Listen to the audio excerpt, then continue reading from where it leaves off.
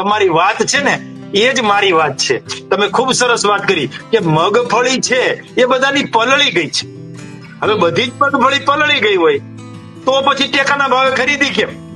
અત્યાર સુધી જે લોકો આપણને ખબર છે વિપક્ષના લોકો ટેકાના ભાવે ખરીદી, ટેકાના ભાવે. હવે પલળી ગઈ તો ટેકાના ભાવે ખરીદી ન થાય. ટેકાના ભાવે જો આપણે ખરીદી કરીએ છીએ તો એની મગફળી પલળી નથી એવું સાબિત થાય. અને બીજી ત્રીજી વાત તમે હમણાં કરી કે વેપારીઓ જે છે અસામાજિક તત્વોની જેવું કામ કરે છે ખેડૂતો સાથે. એ ખેડૂતોના 7, 12, 8 ઉઘરાવી લે છે અને પછી રજીસ્ટ્રેશન કરે છે, બહારથી મગફળી લાવી અને ટેકાના ભાવે આપે છે. એવા પણ દાખલાઓ આપણે ઉજાગર કર્યા છે. જે લોકો ઠગ જેને કહેવાય એવા. હું તમને અભિનંદન આપીશ કે તમે આ બધું જાણો છો. એટલા માટે કે અમુક જે મગફળી છે એ પાણી એની પાસે હોવાના કારણે આ માવઠું આવ્યું ને એ પેલા મગફળી એમણે લઈ લીધી છે અને એના ઘરના ગોડાઉનમાં અથવા ખેતરના ગોડાઉનમાં અથવા તો માર્કેટિંગ યાર્ડ કે એપીએમસી માં મૂકી દીધી છે. એવા કેમ પણ ખેડૂતો છે કે જેમણે આગોતરું વાવેતર કર્યું છે.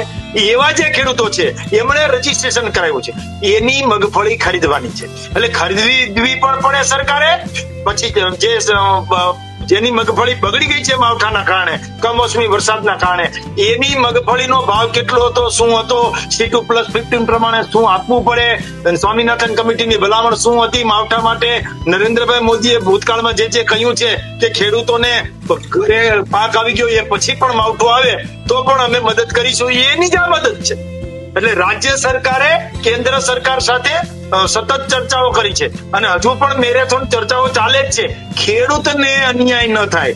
સાચો ખેડૂત કે જેની મગફળી ખરેખર પલળી ગઈ છે, પાથરા ખેડૂતમાં ના પડ્યા છે, ઓપનરની બાજુમાં પાથરા પડ્યા છે અને ઓપનર હલાવવાની તૈયારી હતી અને વરસાદ આવ્યો છે અને નાશ થઈ ગયું છે. ખેડૂતના દીકરાના દીકરીઓના આપણે બેન વિડીયો જોયા છે. દીકરીઓનો આપણે તલપાપડ થતી હતી અને દીકરીઓની જે વેદના હતી કે પપ્પા હવે આપણે શું કરીશું, આપણે કેટલી મહેનત કરીને આ મગફળી બગડી ગઈ, આપણી માંડવી બગડી ગઈ, આપણી સિંગ બગડી ગઈ, હવે હું કપડા કેમ લઈશ, હવે આપણે શું કરશું. તોય એક ખેડૂત શું બોલે છે? ખેડૂત એવું બોલે છે કે બેટા નિરાશ નહીં થઈશ, સરકાર પણ મદદ કરશે અને એમ છતાં પણ ઘઉંમાં આપણે સરભર કરી લઈશું. જોયું? ઘઉંમાં સરભર કરી લઈશું. એટલે ખેડૂતની વેદના જે છે. બીજું કે એમએસપી છે, મિનિમમ સપોર્ટ પ્રાઇસ, ટેકાના ભાવે ખરીદી. એ ખરીદી કરવાનું કામ અને એમએસપી અગાઉથી હજુ વાવ્યું ન હોય, તમારે શું વાવવું એ નક્કી કરવા માટે 1452 રૂપિયા મગફળીની એમએસપી જયારે વાવ્યું નહોતું ને ત્યારથી બેન આપનાર કોઈ સરકાર હોય તો ભૂપેન્દ્રભાઈ પટેલ અને કેન્દ્રમાં નરેન્દ્રભાઈ મોદીની સરકારે આપી છે. નરેન્દ્રભાઈ જ કહ્યું છે કે ભાઈ જણસી આવે ખેતરમાં એ પછી તમે એમએસપી આપો તો મતલબ શું ભાઈ? એને શું વાવવું એની ખબર પડવી જોઈએ. એમએસપી અત્યારથી આપી દો ને. એમએસપી કેટલી આપી છે? 1452 ટેકાના ભાવે. અને બજાર ભાવ શું છે? બજાર ભાવ 700 થી 800 રૂપિયા. એટલે ખેડૂતને કેમ ટેકો અપાય, કેમ સહાય અપાય એ કામ કરીએ. ખરીફ પાક, શિયાળુ પાક, ઉનાળુ પાક, 3 પાક ખેડૂત લેતો થયો છે ને એની પાછળનું કોઈ કારણ હોય ને તો સરદાર સરોવર નર્મદા યોજના 1,20,000 કિલોમીટરનું પાઇપલાઇન નેટવર્ક અને 69,000 કિલોમીટરનું કેનાલ નેટવર્ક એ કામ કરી ગયું છે.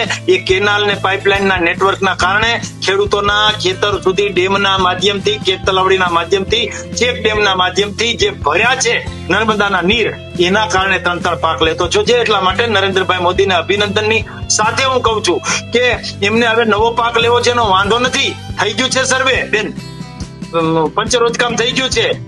જેને પણ તકલીફ છે, જેનું પણ આવી ગયું નુકસાન છે એ લઈ લીધું છે. હવે નવો પાક વાવે તો પણ વાંધો નથી કોઈ. હવે નવો પાક વાવવામાં કોઈ પ્રશ્ન પણ નથી. ખેડૂત ખુશીથી નવો પાક વાવે. કારણ કે સહાય પેકેજ હવે કેટલું આપવું, ક્યાં આપવું, કેવી રીતે આપવું, કયા જિલ્લામાં વરસાદ હતો. માનો કે કાલે હું માતાના મઢ બાજુ ગયો તો ત્યાં વરસાદથી કઈ નુકસાન એટલું બધું થયું હોય એવું દેખાતું નથી. એટલે જ્યાં જ્યાં નુકસાન થયું છે ને જેને નુકસાન થયું છે એ ખેતર, એ સર્વે નંબર, એ ગામ, એ ખેડૂત રહી ન જાય. અને ખેડૂતને એમ ન થાય કે મારે તો ખૂબ નુકસાન થયું હતું હું રહી ગયો. એ રહી ન જાય ને એની આ કાળજી રાખવાની છે.